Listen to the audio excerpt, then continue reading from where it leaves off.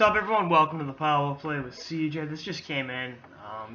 One of the speculatory things regarding Patrick Kane. It's with all the legal situation, and the Blackhawks liking to have a squeaky clean image.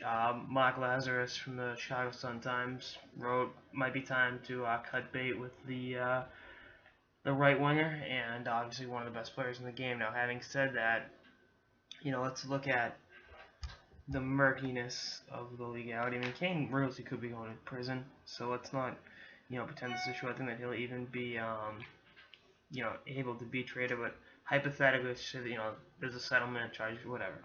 The Blackhawks want, everyone to be, choir boys, and whatever way you shake it, Kane's reputation isn't great, and for a while they've been able to overlook it, kind of take good with the bad. But regardless of the outcome, from a legal standpoint, the bad PR alone is is bad enough that it's like, all right, let's move on.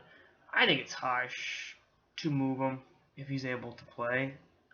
Again, I want to let the legal situation play out. I mean, I'm not going to sit here and speculate what could happen, should happen, would happen.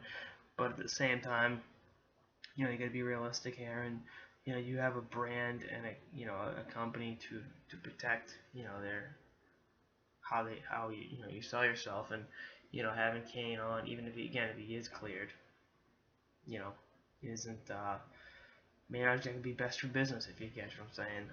And regardless of what the charges against him are, teams will be lining up to trade for him, even $1 million next year, and has that reputation and is coming off sexual assault charges.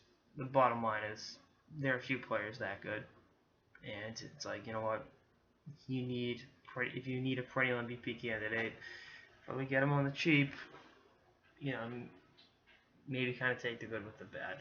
And again, I'm not making light of the accusations. I think I've done a good job at understanding the severity of the real world stuff versus a hockey situation. But from a hockey standpoint, what's it mean for Kane? Is it the end for him in Chicago? I don't know. I wrote his obituary in Chicago 3 years ago after that Cinco de Mayo debacle in Madison, Wisconsin, and the fact that people don't talk about that wasn't his only stop on that college road trip he had.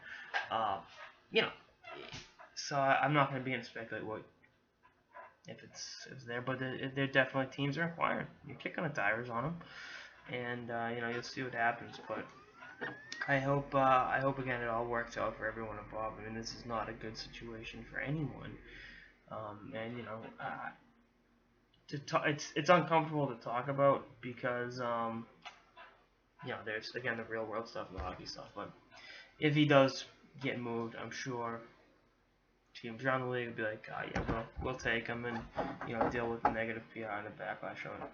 Anyway, that's like the start of the Power Play with CJ. Stay tuned for more episodes throughout the off season and beyond. Later, guys.